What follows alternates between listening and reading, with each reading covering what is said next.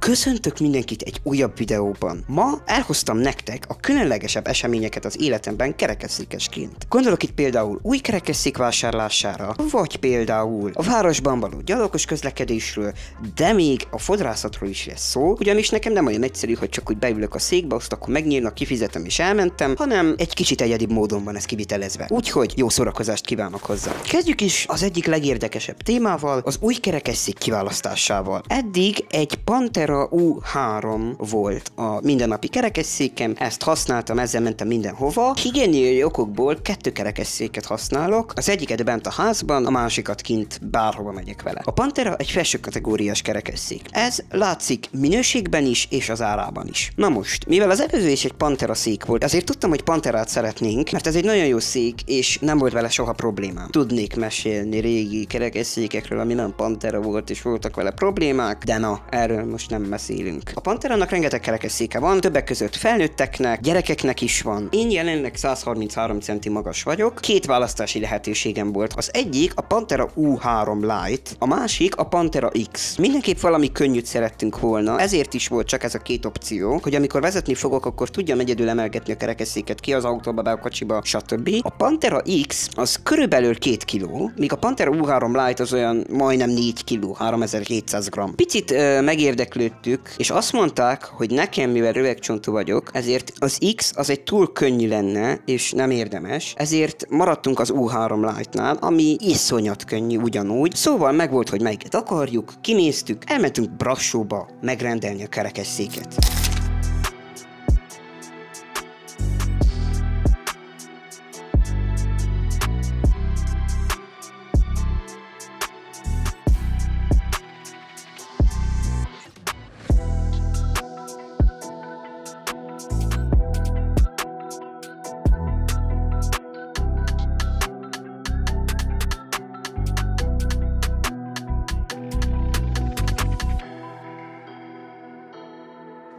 Szerencsére volt egy csávó, akinek volt mind a 2 kerekesszéke, az X és az U3 Lite is. Így ki tudtam próbálni mind a 2-t, de csak maradtunk az U3 Lite-nál, tehát tulajdonképpen el volt döntve, hogy melyik kerekesszék, melyik modell, melyik brand. Kiválasztottuk az extrákat, mi raktuk össze, hogy miket kérünk bele, hogyan akarjuk, mint akarjuk, és megrendeltük. Ez volt március 22-én. A Pantera egy svéd cég, tehát tudtuk, hogy nem lesz rövid idő, amíg megérkezik, majd április 29-én megérkezett a kerekesszék. Szépen kibontottuk, és hiányzott egy nagyon fontos dolog, a borulásgátló. Mi úgy rendeltük, hogy szeretnénk hozzá borulásgátlót, mert ez egy nagyon fontos dolog nekem, hogy ne boruljak hátra, de ehhez a modellhez nem gyártanak borulásgátlót. Felvettük a kapcsolatot azoktól, akiktől rendeltük, és megkérdeztük, hogy akkor most mi van. Hogy kezdjük előről az egészet megint a nulláról, hogy melyik kerekesszéket rendeljük, vagy akkor most mi van. Kb. Egy másfél hét után azt mondták, hogy ha beküldjük Bukarestbe, akkor ők tesznek rá a borulásgátlót. Úgyhogy ezt is tettük, beküldtük szépen, és megcsinálták a borulásgátlót, majd visszaérkezett. Ez még 2 hét. De megérkezett, utána szépen beállítottunk mindent rajta, lábtartó magasságot, háttámlát, és lehetett menni, lehetett használni a széket. Úgyhogy tulajdonképpen volt egy kis nehézség vásárlással, de végül csak jóra sikerült minden, úgyhogy nagyon örvendek neki, mert megvan az új kerekesszékem, és most egy olyan szegmense következik a videónak, ahol összehasonlítom a régit, tehát az U3-at, amiben jelenleg most is ülök, és az U3 Lite-ot. Szóval jelenleg itt van mellettem a régi kerekesszékem, illetve az új. A régi,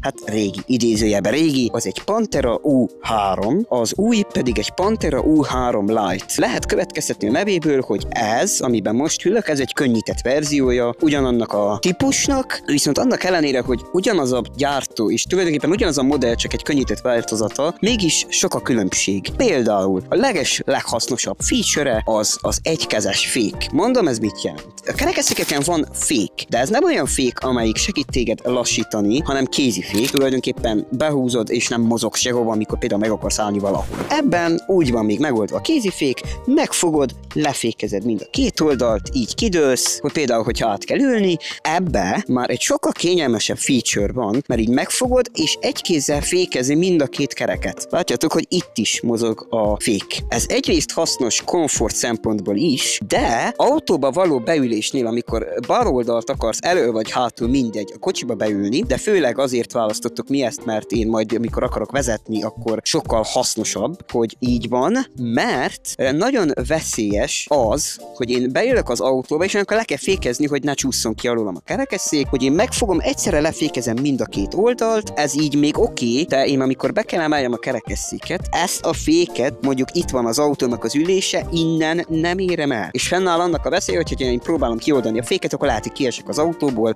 vagy ilyesmi. Na most erre van ez a megoldás főként, hogy megfogod egyik oldalt befékezed, egyik oldalt kifékezed, mind a két kereket kifékezi, és tulajdonképpen ebből hasznos. Kinézetre is láthatunk különbségeket a két szék között. Szerintem kezdem a legszembetűnőbbel azok a kerekek, míg ezen ilyen ezüst színű küllők vannak, az újon feketék és kevesebb van belőle, tehát szerintem ezért egy kicsit minimalistább és akár jobban is néz ki. Nagyobbak ezen a kerekek, míg ezen 24-es, ezen 25-ös kerekek vannak, ami csak azért jó, mert hogyha kidurran a kerekem, akkor nem lehet rá újat venni, csak kell rendelni a Panterától, ami egy 3 hét még ideír minimum. Úgyhogy igen, erre nem gondoltunk, egy picikét ez félrement, de ma. Ami még változhat, azok az első kerekek. Ezen gyárilag az első kerekek sokkal nagyobbak. A régén azon már volt, hát nem is tudom, ez a 6. vagy 7. kerék, ami rajta van. Tulajdonképpen mindig változik, és cseréltük őket. Ezek roller kerekek, amik rajta vannak, a legegyszerűbb dekatlonos roller kerekek. Tulajdonképpen azért is cseréltük ki, mert ami gyári volt, ezen az egyáltalán nem nézett ki szépen, és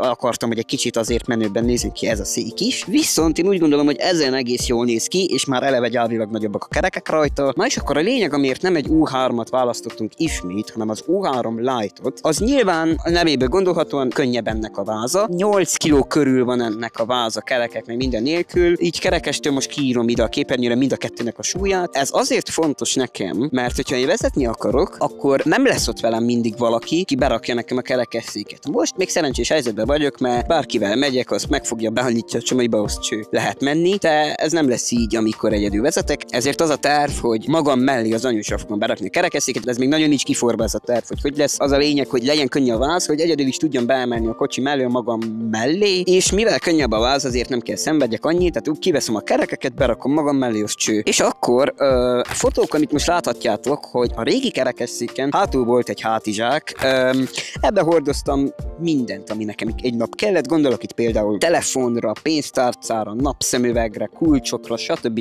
Tehát ami nekem minden nap kellett, viszont ez nem volt olyan praktikus, mert mindig hátra kellett forduljak, és mindig kellett figyeljek arra, hogy ott legyen minden, és nem volt a legpraktikusabb. Ezen az ujjam már egy ilyen, hát next gen újítás van tulajdonképpen, amit én nagyon imádok. Amikor megtudtam, hogy ilyen létezik, akkor nem tudtam másra gondolni, így hirtelen, amikor kerekesszék téma volt. Az kérlek szépen itt a lábam alatt egy ilyen kis mágneses csoda. Erről most láttatok közelieket, ez így felcsattan ide a vázra, így nem lifeg, amikor gurulok, és minden a tiszta mágnes, kivéve itt egy ilyen felső kis cipzárt. Ez egy nagyon jó dolog, ugyanis ide minden befér, amit én hordozok magammal, telefon, kulcs, pénztárca, stb. Ami kell, az befér ide, és így sokkal könnyebb elérnem, mert csak elveszem az egyik lábamat, és már is hozzáférek a táskához. Kb. Ezek a különbségek a két kerekesszék között, mind a kettő tud gurulni, ez közös, meg mind a kettő fel is tud gurulni, hogyha jó a sofőrje, ez is közös benne. Ez higiéniai okokból marad bentinek, ez meg lesz egy kinti, és tulajdonképpen amilyen nehéz volt, olyan jó vásár is volt. A járdák állapota elég vegyes. A városban, ahol élek, a legtöbb helyen simán tudok közlekedni, például a bevásárlóközpontokban, vagy a parkok nagy részén. Viszont vannak olyan szakaszok, ahol segítség nélkül szinte lehetetlen, vagy legalábbis nagyon nehéz átjutni. A macskaköves utcák például kifejezetten kellemetlenek, mert annyira rázósak, hogy élvezhetetlen rajtuk menni.